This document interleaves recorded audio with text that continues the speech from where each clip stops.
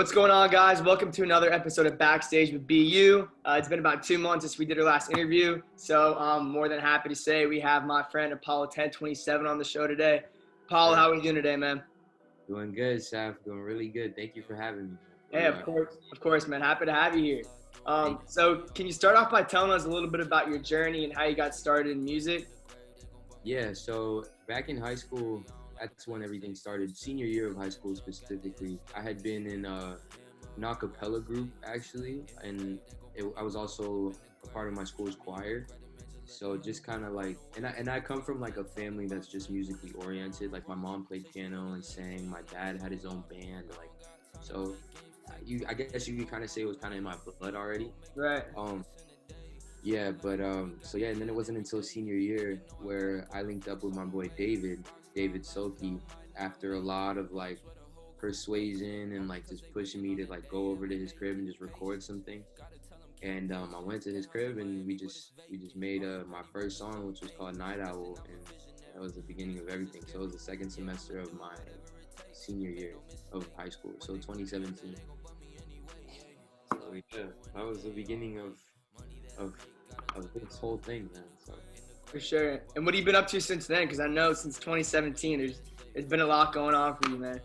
nah, of course. I didn't start. I wouldn't say that I started taking music very seriously until late 2018 when I met my current manager Tyler, and then when I met Renzo, like when we all lived in the same space, we were roommates, so it was just like really like easy to just start making music like rapidly, like everybody doing stuff together. And then I met Boyce as well. I met Cosmic. Everybody just kind of like started, Sam, Low, then Yeah. you, and then so it just started clicking like towards the end of the first semester of my sophomore year of college. That's 2018.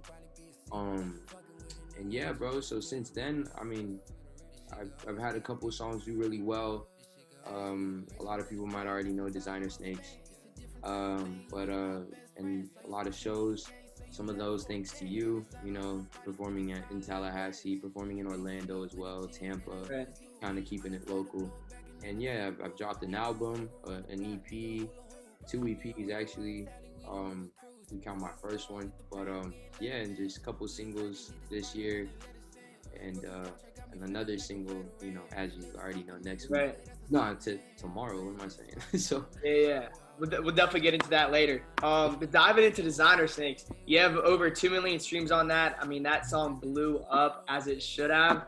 Can you yeah. tell us a little bit about that process of like how you felt when it started blowing up, and like if it was by accident or like you purposely set steps for that to blow up? Like, how did that work? Yeah, so for when I remember I was recording that song. It was sophomore year of college, so 2018, I think I recorded that like January 2019. And I hated it. I didn't like the song. I didn't even finish the song. I just had a chorus which I just, dragged and dropped twice, and then I had a verse on there. And Tyler was like, "Yo, this is really hard. Like, if you don't like it, then fine, but I still think you should release it, and I think you should just put it on SoundCloud." It's a good manager right there.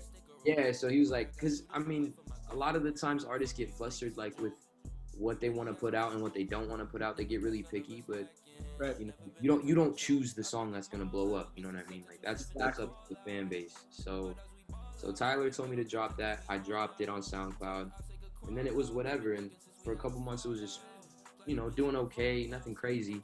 And then Tyler had submitted the song itself through like a Snapchat video or something that Nell posted. They were like, "Oh, send all your artist music to our email." And Tyler was like, "Bet." So he sent a couple songs. Designer Snakes was one of them.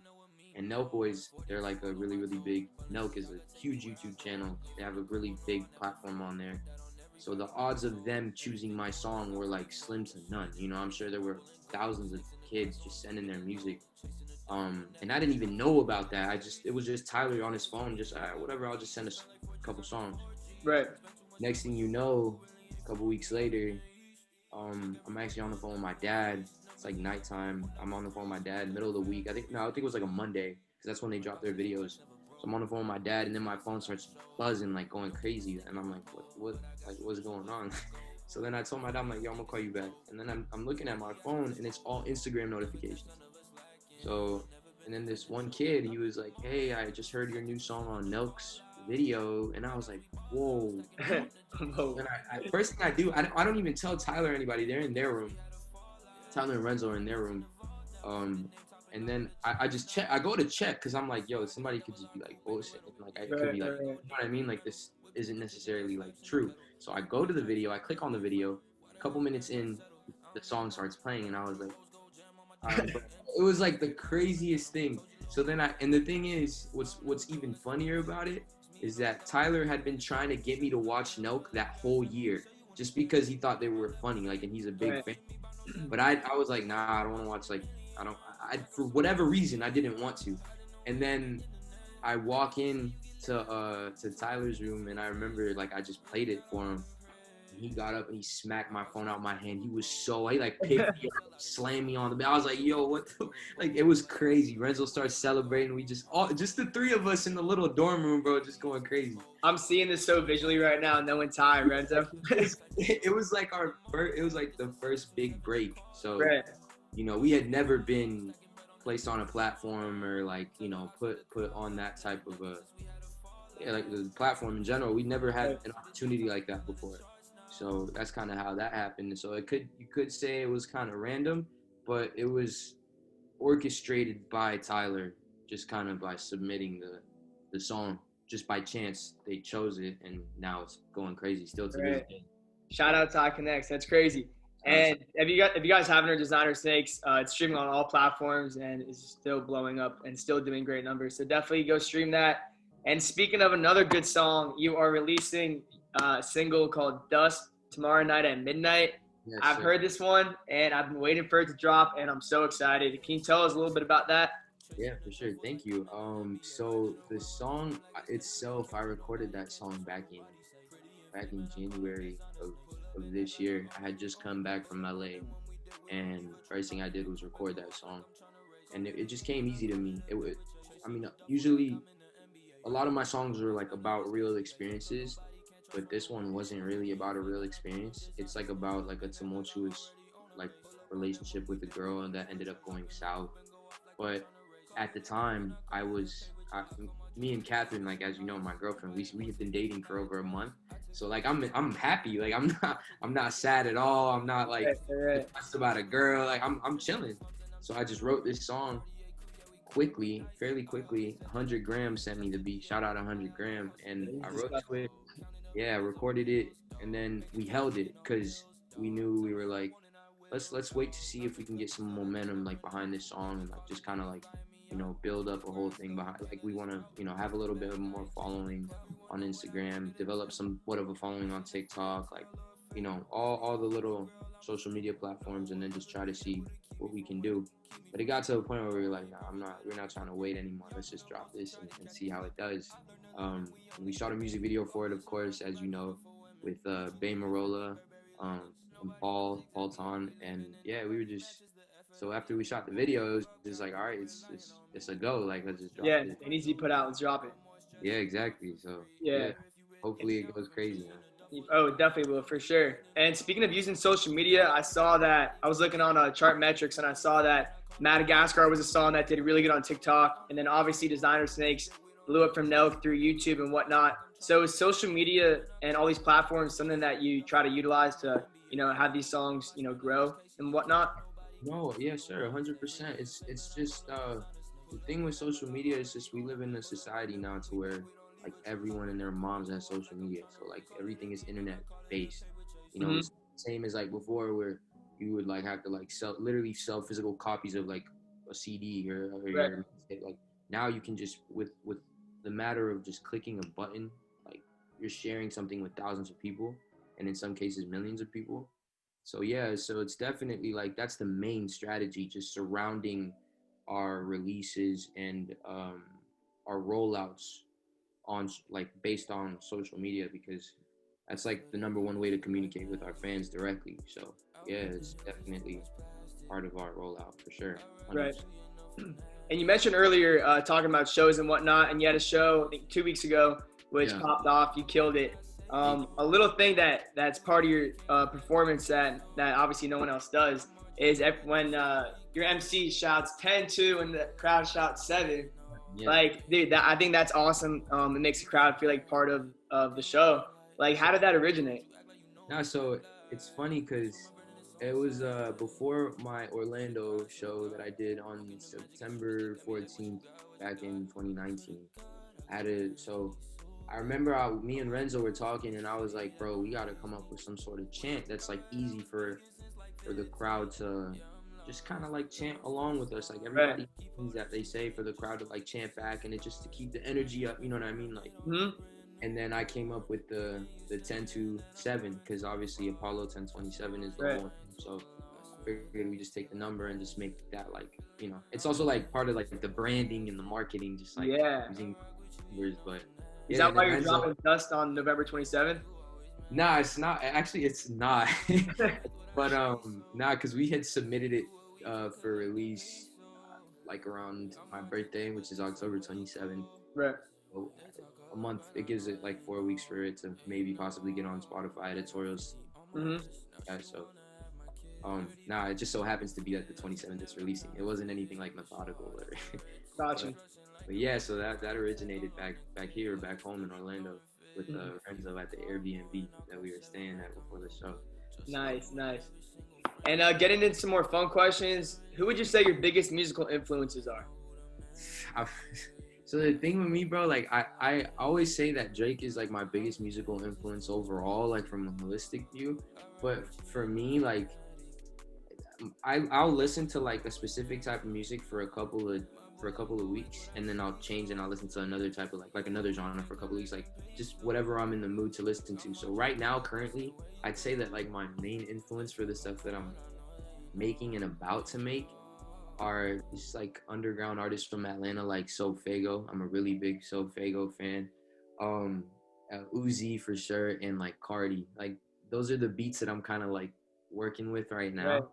Just like more fun, upbeat, you know, melodic a little bit still, but just hard. You know what I mean? Stuff. Yeah, for sure. Yeah, so that's kind of what my influence is right now. But overall, like definitely Drake, definitely Travis. Post Malone, of course, and Frank Ocean is a huge influence on me as well. So those 4 I'd say are like the Mount Rushmore of influence. Sure. Yeah. Hey, so Fago, Uzi, Cardi, Drake, Post, Travis. If you ever watch this, check out my boy Apollo1027. Man, it's crazy. So what does your creative process look like when you're making music? Because I know, dude, you are just insane when it comes to making music, and you mix your own stuff, right? Yes, sir. I mix my own stuff for sure. So, I mean, my creative process it varies. So sometimes if I can't write a song, like usually I write all my songs on my phone, bro. Like this is the key right here to everything. I have in my notes, it's just hundreds and hundreds of songs written out. Some complete, some not. But so I usually just start by writing, and then if I can't, then like if I don't feel like writing that specific day, I'll just hop on a beat and I'll just like start like freestyling and going line by line.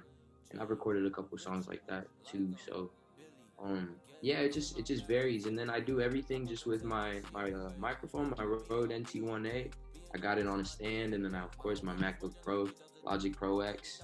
And then I've over the years I've learned how to just mix my own vocals. I still consider myself like in development, you know what I mean? I wouldn't say I'm the most, like the best mixer in the world, but I know how to mess around with my vocals and my microphone, and if I want to throw in some harmonies in there. Right. You're your best engineer, essentially. Exactly. You're the best, so. Essentially, right. Yeah. So, and then whenever I finish, I just send the files over to my boy Freddie Leon. Shout out Freddie Leon.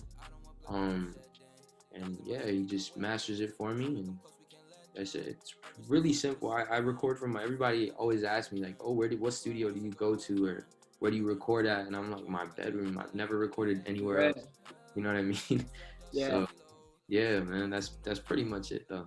Awesome. So what are we looking forward from Apollo 1027 the next couple years? Next couple years, hopefully just a growing fan base, a loyal fan base. Hopefully like an album, a more serious album, more well thought out type of thing. I don't know if I'm gonna sign a deal yet. I don't know, I'm still like just focusing on my music day by day. And from a more immediate like standpoint, then for sure a couple music videos on the way, a Right. couple singles on the way, and we're gonna see what we can do, man. Try to grow the name, grow the fan base, and keep it going. And then we're gonna start tomorrow. We're gonna drop Dust, see how that does. Drop the music video and just go crazy. So yeah, we're gonna start. Guys, it looks like we're expecting a lot of things from Apollo1027, a lot of great things in the next couple of years. And like you mentioned, a loyal fan base is huge, and indeed, that is something that you definitely have. Dust dropping tomorrow night. Definitely go stream it. Check out the music video. The music video is insane, and so is the song. So definitely go check that out. Apollo, thank you for coming on the show today, man. No, of course. Thank you for having me, bro. It's an honor, for sure. Thank you so much. Chasing the duffel like I'm in the NBA. Riding around with my slime like it's KCA. Can't trust nobody, can't trust what nobody say.